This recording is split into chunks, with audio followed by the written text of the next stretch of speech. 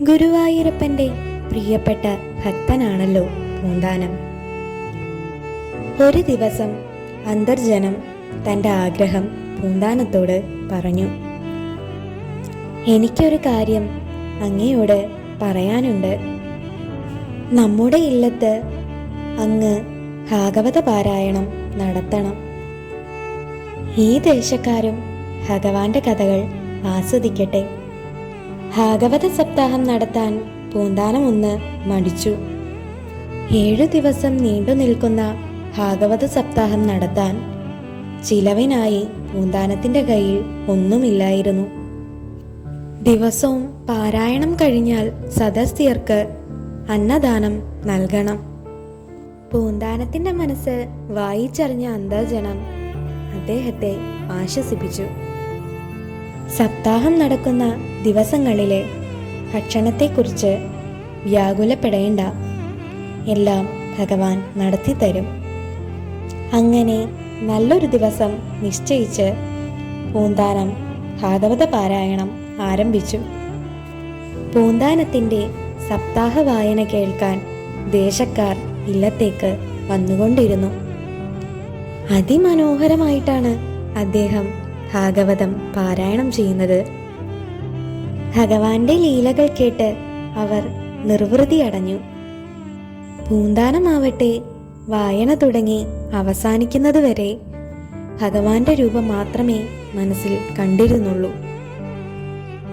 എല്ലാ ദിവസവും ഭാഗവത പാരായണം കഴിഞ്ഞാൽ അന്തർജനം എല്ലാവർക്കും മൃഷ്ടാന ഭോജനം നൽകി സംതൃപ്തരാക്കി വീട്ടിലേക്ക് മടക്കി അയക്കൂ.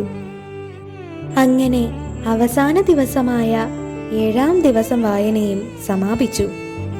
സമയമായിട്ടും ആഹാരം വിളമ്പാൻ അന്തർജനം എത്തിയില്ല. പൂന്താനം അടുക്കളയിൽ ചെന്നു. അടുപ്പിൽ തീ കത്തിച്ച ലക്ഷണമില്ല. അന്തർജനത്തെ അന്വേഷിച്ച് അദ്ദേഹം പൂജാമുറിയിലെത്തി. ഭഗവാന്റെ മുൻപിൽ ധ്യാനത്തിലിരിക്കുന്ന അവരെ പൂന്താനം വിളിച്ചു.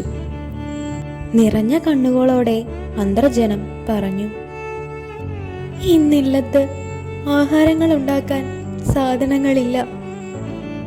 ധർമ്മപത്നിയുടെ ഈ വാക്കുകൾ കേട്ട പൂന്താനം സങ്കടം സഹിക്കാൻ കഴിയാതെ ഭഗവാന്റെ മുൻപിൽ സാഷ്ടാംഗം നമസ്കരിച്ചു.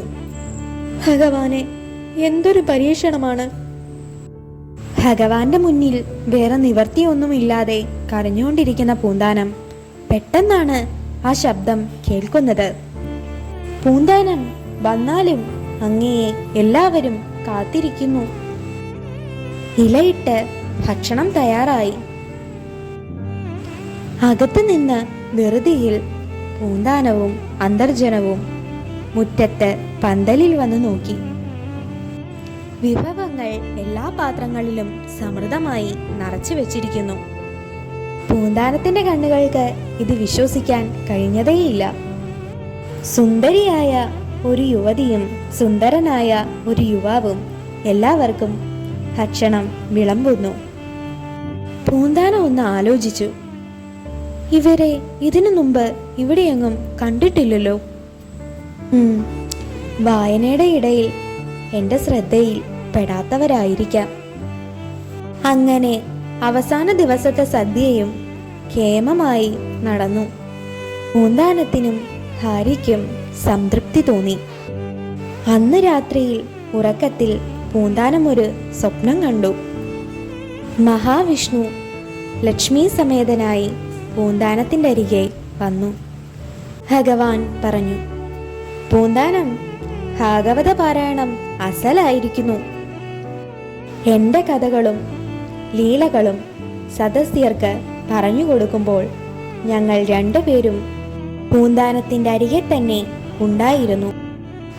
ഇന്ന് സദ്യ വിളമ്പിയതും ഞങ്ങളായിരുന്നു. കാലം കടന്നുപോയി. പൂന്താനത്തിനും അന്തർജനത്തിനും വീണ്ടും സന്താനങ്ങൾ ഉണ്ടായി. പുത്രകളത്രാദികളോടെ പൂന്താനം വളരെ കാലം ജീവിച്ചു. ലക്ഷ്മി കടാക്ഷത്താൽ ഇല്ലത്തുള്ളവർ സമ്പൽ സമൃദ്ധമായി തന്നെ ജീവിച്ചു. അങ്ങനെ പൂന്താനത്തിന്റെ വംശം നിലനിന്നു. നാരായണ ഇതി സമർപ്പയാമി.